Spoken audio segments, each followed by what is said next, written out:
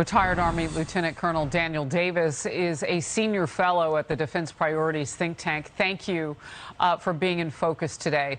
First of all, your response, and is it a game change to use a certain word, genocide, coming from the President of the United States?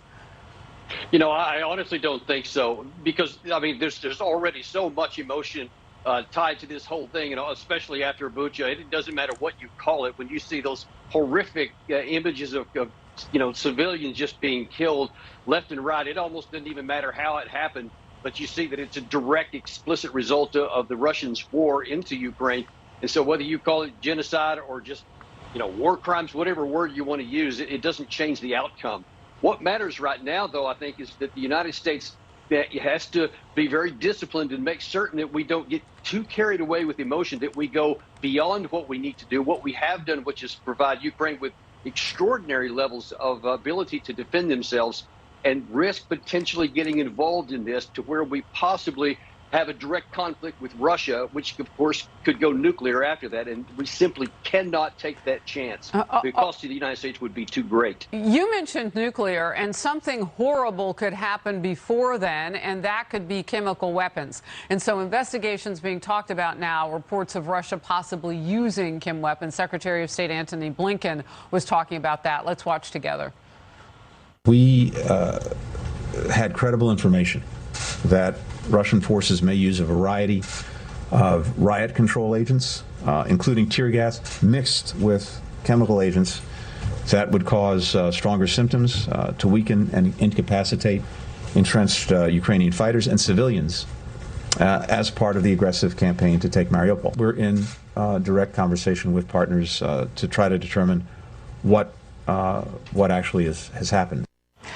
Politico with this headline: Team Biden scrambles to respond to claims of Russia chemical weapons use. Lieutenant Colonel Daniel Davis back now. So, Colonel, what should we do in response? We're not even clear what the White House would do, because the president walked out, we're going to do exactly what they do, and then they had to clean that up because obviously we're not going to use chemical weapons on Russia.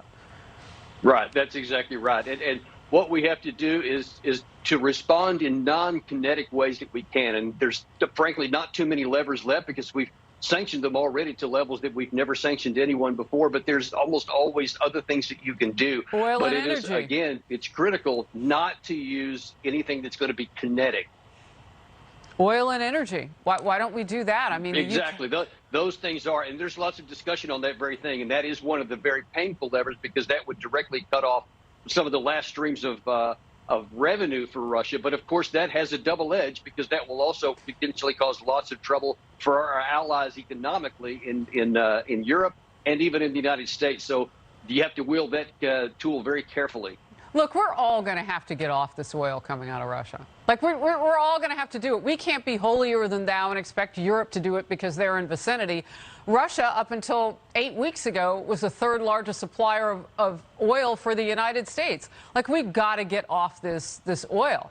So, yeah, it's going to be painful. We all know that, but the other countries have to do it in concert. You said something, though, that really made me wonder about this next thing. You said that, well, calling it genocide doesn't really change very much because we can all see what it is. What about this idea that, with the United States, what we do matters for everybody else? UK's prime minister went there, walked the streets with Zelensky. Slovakia is stepping up with the S-300 systems. What can we do? Well, I mean, look, I got to say that the United States is doing a tremendous amount already. Not just yesterday, the Pentagon announced that they were going to have the 8 largest defense weapon systems companies meet at the Pentagon to decide what they can do, sustained over long term. But I mean, there's been tens of thousands of the kinds of missiles that they need, the ammunition that they need. I mean, all kinds of direct applications for the war for the Ukraine. So I think we've done a tremendous amount. And so I don't think that we should feel like we haven't done enough for Ukraine. Do you think that peace is really over? I mean, when Putin says he's done negotiating, do you believe him, and what does that mean? Yeah, right now I'm certain that it is over, because after the Istanbul meeting on the 29th of March, both sides emerged from that and said nearly the same thing about what they were willing to do and what they were willing to give away in exchange for peace. And Zelensky actually pulled part of that back, and specifically the part about that he would be willing to concede the Donbas. And then once that happened, Russia said, okay, that's it. Talks are dead. And now it appears that both Zelensky and Putin believe that they can probably win this Donbas fight, which could very well be decisive for the whole war. And I think that until that thing plays out, nobody's going to be talking peace seriously, unfortunately. Wow. And thank you for giving us information about, behind the scenes what we're doing. I know that the Pentagon can't give us every single detail, but everything gets played out on the world stage. So even understanding that it's in motion is helpful. Colonel Davis, thank you very much for being in focus.